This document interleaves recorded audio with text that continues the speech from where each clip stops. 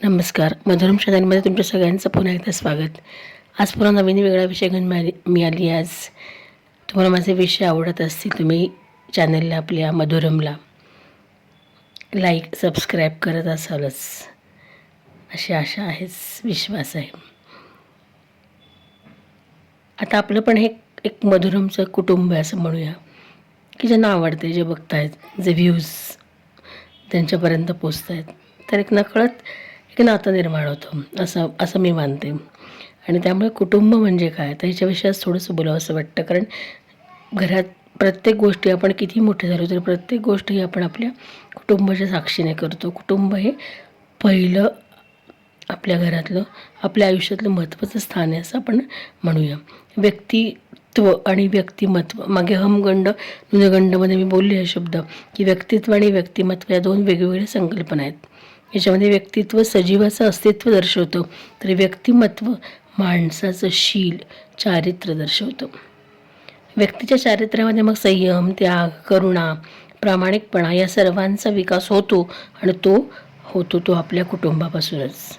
मग यामध्ये आई आहे, वडील आहेत, भावंड आहेत, इतर नातेसंबंधातील व्यक्तींच्या वर्तनाचा परिणाम व्यक्तिमत्वावर होत असतो. आणि कुटुंबातच आपल्या व्यक्तिमत्वाचा घाट तयार होतो आणि तिथंच खरं व्यक्तिमत्व फुलतं, बहरतं. म्हणून मानवी जीवनात कुटुंबाचं स्थान अतिशय महत्त्वाचं ठरतं. आयुष्याची सुरुवात आणि शेवट हे किनारे तो कुटुंबाच्या साक्षीनेच गाठतो. जीवनाच्या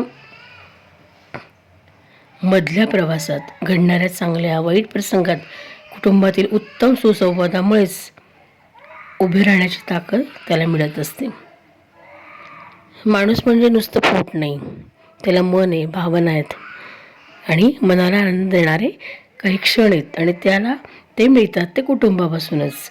कौटुंबिक प्रेम, जिव्हाळा, आपल्या अंगच्या कलागुणांचं कौतुक होणं, त्याची दखल घेतली जाणं हे सुखी जीवनाचे खरे आधारस्तंभ आहेत. आणि घरातील सदस्यांमध्ये निकोपता, पारदर्शकता असेल तरच हे शक्य होतं. एकमेकांना समजून घेणारे, प्रोत्साहनाची थाप देणारे, चुकीच्या गोष्टींना समर्थन न देता कान उघडणी करणारे आपलं कुटुंब आपला आत्मा आहे, प्रत्येक क्षणांचा साक्षीदार आहे. मग त्यात बोटाला धरून चालायला शिकवणारी आई आजही चालताना आयुष्यातल्या एखाद्या निसरड्या वाटेवर अजून तेवढाच आणि तसाच आधार देते. काळ बदलला तरी तिच्या आपलेपणा तोच असतो. आईचं स्थान अनन्यसाधारण असते, तिच्याशिवाय आपलं अस्तित्व शून्य. आईप्रमाणे सतत कणखरपणे आधार देणारे वडील नकळत आपल्या पुढील जीवनाची पुंजी जमा करतात. कर्तव्याची परिसीमा असणारे बाबा आयुष्यात आपला रोल अजूनच मजबूत बनवतात. आणि त्यांच्या मनातील प्रेम त्यांच्या शब्दात नाही तर त्यांच्या डोळ्यात आपल्याला पाहता येतं. आणि हा आपला दुसरा आधारस्तंभ. इतरही नाती आपल्याला अनेक गोष्टींमध्ये मदत करतात, प्रोत्साहन देतात, आपल्या आयुष्याची जडणघडण करतात. नव्हे त्यांनी ती करावी असा आग्रही आपण असणं सुद्धा काही गैर नाही. आपल्या ढासळत्या काळात देखील आपल्या पाठीशी उभं राहतं ते आपलं कुटुंबच. पण आजकाल या गोष्टी फारच दुर्मिळ होत चालल्यात. सुसंवाद नव्हे, केवळ एक जीवघेणा सोपस्कार होत चालल्यात का असं वाटतं. कुटुंब आपल्या आयुष्यातील प्रत्येक क्षणांचं साक्षीदार असतं. पहिल्यांदा पिता होण्याचा आनंद, पहिल्या नोकरीचा आनंद, सप्तपदीच्या वेळेस प्रथम सहचारिणीचा हातात हात घेतो तो या कुटुंबाच्या साक्षीनेच. हे सर्व कुटुंबातील सदस्यांच्या साक्षीनेच घडते. कौटुंबिक वातावरण चांगले लाभले तर यशाचे शिखर गाठणे सोपे जाते. मी कोणासाठी तरी आहे, माझे कोणीतरी आहे, ही भावनाच 10 हत्तीचं बळ देते. हो, मी कोणासाठी तरी आहे आणि माझे कोणीतरी आहे, ही भावनाच 10 हत्तीचे बळ देते. पण नात्यात पारदर्शकता, सुसंवाद असेल तरच ही प्रेमाची देवाणघेवाण सहज शक्य होते.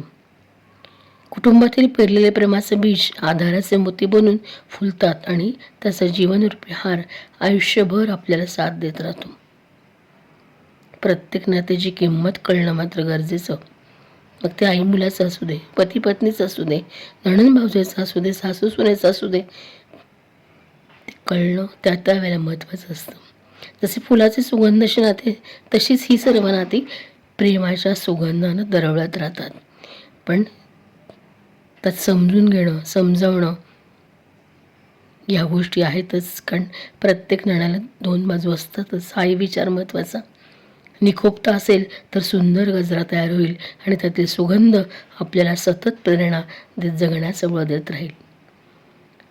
शेवटी आयुष्य म्हणजे तरी काय? आपण कोणासाठी जगतो? आपल्या कुटुंबासाठीच ना. कुटुंबाचा अविभाज्य सहभाग आपल्या आयुष्यात आहे ही जाणीव ही खूप आधार देते. मात्र पुन्हा तेच, नात्यात पारदर्शकता हवीच. नात्यात जरी कटुता असेल तरी तुमच्या वृत्तीमध्ये शुद्धता हवी, दुजाभाव नसावा. तरच हा नात्यांचा, प्रेमांचा सुगंधरूपी गजरा सतत मोहरत राहील. एकत्र कुटुंब पद्धतीत एका नात्याला अनेक पर्याय उपलब्ध असल्यानं एखाद्या नात्यात कटुता घेतली जाते आणि त्याचा परिणाम व्यक्तीच्या संपूर्ण जीवनावर नकळत होऊ शकतो. हे कुटुंबातील व्यक्तींना कळत नाही. कुणाच्या तरी दुःखाचे भागीदार होऊ नये ही कधीकधी नकारात्मक बाजूही कुटुंबातील विसंवादामुळे निर्माण होते. याचा विचारही सकारात्मकताच दाखवून सुसंवादाने व्हायला हवा. तरच कुटुंब संस्थेचा विश्वास वृद्धिंगत होण्यास मदत होते. कुटुंब म्हणजे जे माझ्या आनंदात, माझ्या दुःखात माझ्याबरोबर असते. माझ्या विजयात, माझ्या पुढे माझे कुटुंब असते. कुटुंब माझा विश्वास आहे. कुटुंबाशिवाय मी अपूर्ण आहे. तरुण असताना ते माझ्याबरोबर, तर एकटे असताना माझ्या पाशी होते. माझ्या अंताचेही माझे कुटुंब साक्षीदार आहे. कुटुंबातील सदस्यांची जबाबदारी, त्याचे महत्त्व जाणीव करून देणं हे महत्त्वाचं आहे. माझे कुटुंब माझी जबाबदारी असं म्हणलं तरी वावगं होणार नाही.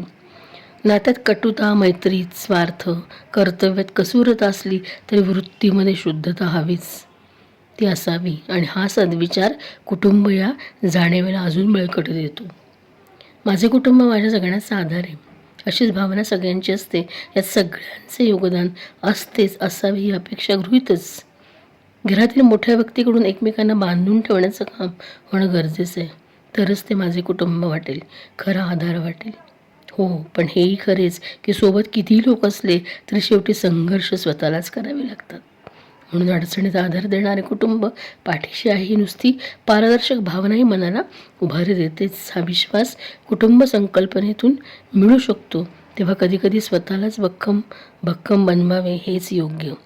सध्याच्या या काळामध्ये हाच विश्वास एकमेकांना देण्याची गरज आहे. त्यासाठी सुसंवाद हवा आणि ती पूर्ण होते ती या कुटुंब पद्धतीनंच किंवा कुटुंबातूनच. जे कुटुंब म्हणजे काय, तर जे तुमच्या प्रत्येक कृतीचा साक्षीदार आहे आणि तुमच्यासोबत तुमच्या आयुष्यामध्ये प्रत्येक बाबतीमध्ये तुम्हाला प्रोत्साहन देणारं, तुम्हाला समजून घेणारं असं कोणीतरी आहे. तर ही भावना म्हणजेच कुटुंब. कारण आपली सुरुवातच कुटुंबापासून होते. मग अनेक वर्ष निघून गेली, अनेक क्षण निघून गेले, अनेक दिवस निघून गेले, तरी आपण आपल्या प्रत्येक वर्षाची सुरुवातसुद्धा आपल्या कुटुंबासोबतच करतो आणि त्याचा शेवटसुद्धा कुटुंबामुळे सुरू. त्यामुळं आपल्या आयुष्यामध्ये तुम्ही कितीही मोठ्या पातळीवर गेलात तरी कुटुंबाचा आधार असणं ही तुमच्या यशस्वीतेची मोठी पायरी आहे. आणि कुटुंबातील सदस्यांनी लक्षात ठेवणं गरजेचं आहे. एखाद्याला पुढे नेण्यासाठी संपूर्ण कुटुंबाची साथ असणं ही फार महत्त्वाची गोष्ट आहे असं मला वाटतं. आज थोडंसं कुटुंबाविषयी बोलावं असं वाटलं. कारण आत्ता सध्याच्या काळात आपण बघतो की कुटुंब एक आहेत पण तरी विस्कळीत आहेत. मग ती विस्कळीत होण्याची काय कारण असतील हा वेगळा विषय होईल. पण कुटुंब म्हणजे काय, तर कुटुंब म्हणजे विश्वास, कुटुंब म्हणजे प्रेम, कुटुंब म्हणजे जिव्हाळा, कुटुंब म्हणजे आधार आणि कुटुंब म्हणजे माझ्यासाठी कोणीतरी आहे ही भावना मनात कायम जागृत ठेवणारं एक आधारस्थान असंच म्हणूयात. आजचा विषय तुम्हाला आवडला असेलच. पुन्हा नवीन विषयात भेटूच. धन्यवाद.